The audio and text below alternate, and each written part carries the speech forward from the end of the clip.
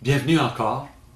Nous continuons dans ce troisième petit clip une réflexion sur le sens du sacrement de la confirmation afin de mieux saisir pourquoi dans le diocèse d'Alexandria-Cornwall nous confirmons des enfants avant de leur faire leur première communion.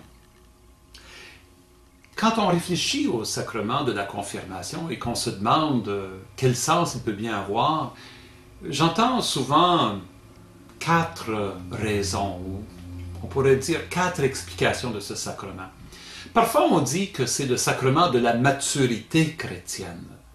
Le sacrement de la maturité chrétienne, probablement parce que dans le passé, il était célébré à un âge plus avancé. Mais de fait, cette explication-là, elle boite un peu, il faut le reconnaître. Comme je disais dans le clip précédent où j'ai parlé de l'histoire de ce sacrement, dans les églises catholiques orientales, par exemple chez les maronites ou les melkites ou les catholiques ukrainiens, les enfants sont confirmés dès le moment du baptême. Ils sont dans la toute petite enfance. On ne peut pas parler de la confirmation comme sacrement de maturité chrétienne. Et pourtant, c'est une pratique absolument catholique et absolument juste. Et les adultes qui deviennent catholiques, un adulte qui n'était pas croyant et qui veut devenir catholique, qui se présente, on fait pour lui comme on faisait autrefois. La vigile pascale, dans la nuit qui mène au matin de Pâques, on l'amène à l'église et là il est baptisé et confirmé et pour la première fois, il participe à l'Eucharistie, il reçoit la communion. Est-ce qu'on peut parler dans ce cas-là de la confirmation comme sacrement de maturité? Le baptême est déjà un sacrement de maturité pour ce candidat ou cette candidate. Non, parler du sacrement de la confirmation comme sacrement de la maturité chrétienne, c'est pas tout à fait juste. J'en parlerai un peu plus tard. Une deuxième raison ou explication qu'on donne à la confirmation, c'est à partir d'une fausse compréhension du mot confirmation. Il y en a qui disent, bon, tu vas être confirmé, tu vas confirmer ta foi. Comme si la personne qui va être confirmée est en train de se dire, ben j'ai été baptisé quand j'étais petit enfant, c'était le choix de mes parents, là je vais ratifier le choix de mes parents, je choisis pour moi-même la foi de mes parents, donc je confirme ma foi, je confirme mon baptême. Mais ça, c'est de faire une erreur sérieuse, parce que l'acteur principal, non seulement dans la confirmation, mais dans tous les sacrements, c'est Dieu. Celui qui agit, c'est Dieu. Ce n'est pas nous qui venons confirmer quelque chose, c'est Dieu qui vient confirmer quelque chose. Dieu vient nous confirmer dans la foi. Il nous rend fermes, solides.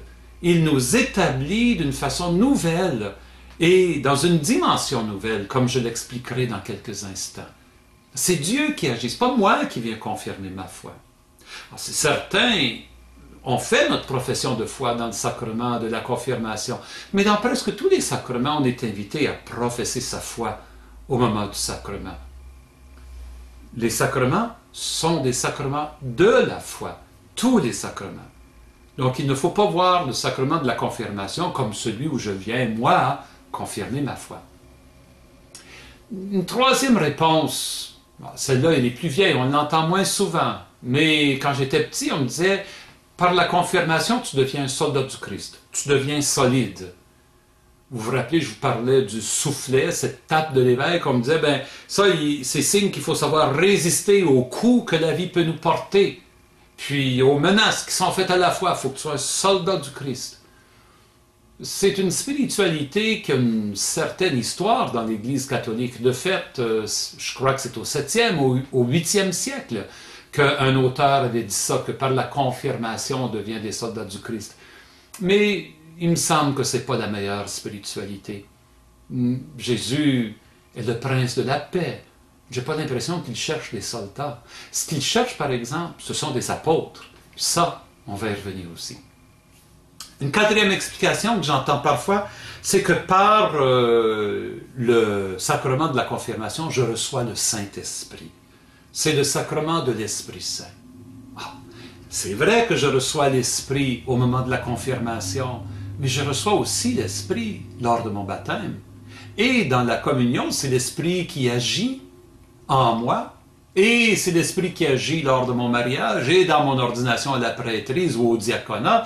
Et c'est l'Esprit qui agit dans l'onction des malades. Et c'est l'Esprit qui agit dans le sacrement de la réconciliation. Dans tous les sacrements, l'Esprit est présent. Il ne faudrait pas voir la confirmation comme ayant le monopole sur l'action de l'Esprit Saint. Alors, comment peut-on voir la confirmation? Je pense que la meilleure façon de comprendre la confirmation, c'est de retourner à l'histoire dans les évangiles où Jésus est baptisé. Au moment où Jésus est baptisé par son cousin Jean le Baptiste, on dit qu'une voix se fit entendre du ciel. La voix disait « Celui-ci est mon fils, mon bien-aimé ». Et en même temps, l'Esprit Saint est descendu sur lui sous la forme d'une colombe. Jésus, par le baptême, il est reconnu Fils de Dieu. Le Fils qu'il a toujours été est comme manifesté. C'est son être de Fils du Père dans l'amour de l'Esprit Saint qui devient évident pour tout le monde dans sa confirmation. Et dans son baptême. Et nous aussi, lorsque nous sommes baptisés, lorsque nous entrons dans l'eau, lorsque nous sommes plongés dans l'eau, nous devenons avec Jésus des fils et des filles de Dieu.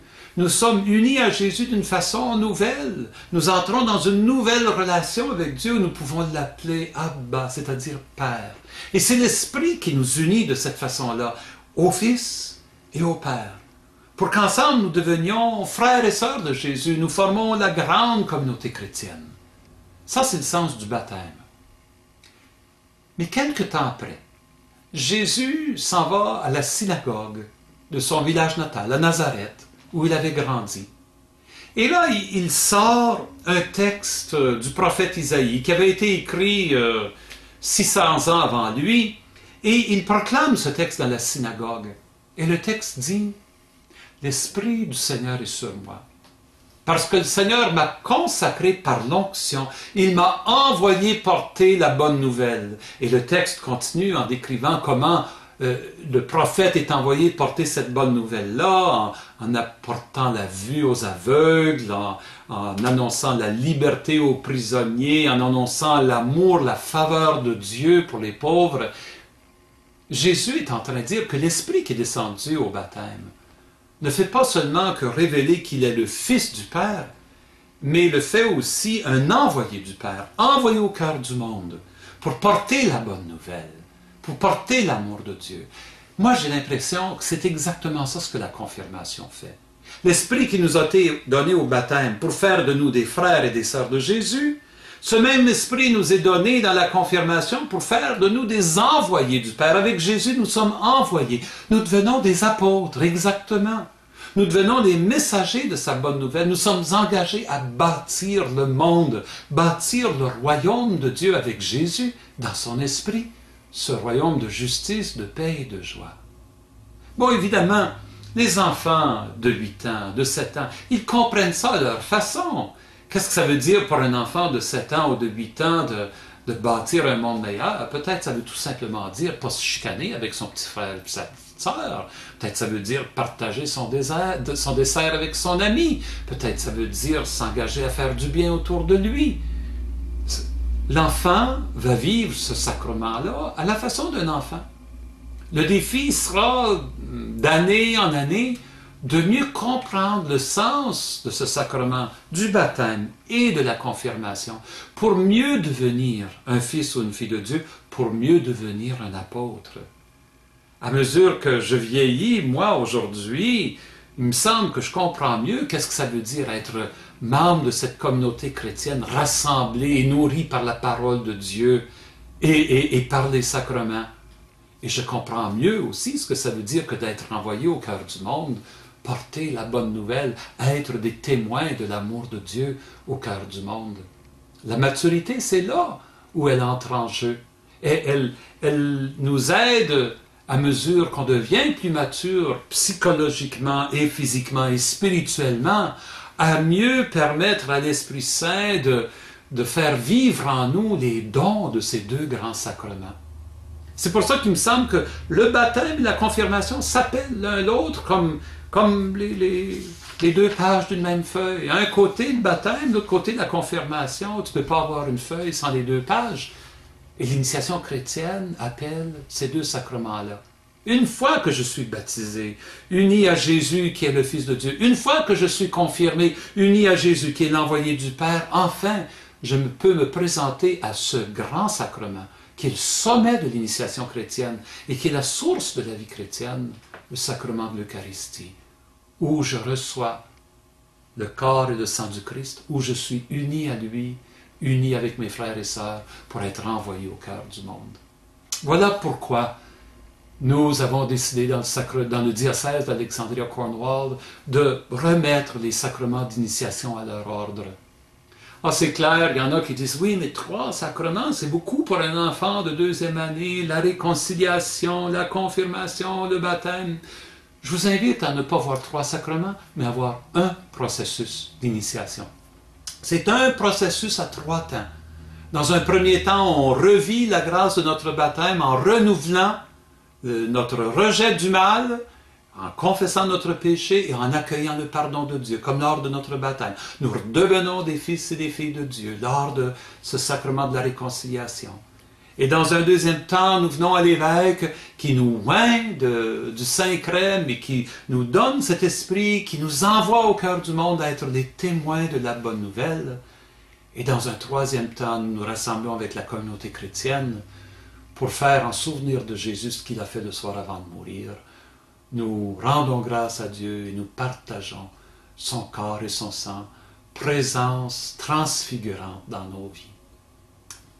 Je vous invite, comme parents, à vous engager dans ce processus avec vos enfants, afin qu'ils le vivent d'une façon joyeuse, d'une façon vivante, mais surtout que dans les années qui suivront, vous pourrez les aider à mieux saisir le sens de ces sacrements, à aider la grâce du sacrement à se déployer dans leur vie, pour qu'ils apprennent vraiment qu'est-ce que ça veut dire être membre du corps du Christ et être des apôtres du Christ au cœur du monde. C'est le défi, le grand défi qui est le vôtre, comme parents chrétiens. Et je peux vous assurer que vous avez mon appui, ma prière et ma bénédiction. Que Dieu vous accompagne durant cette année où vos enfants compléteront leur initiation chrétienne.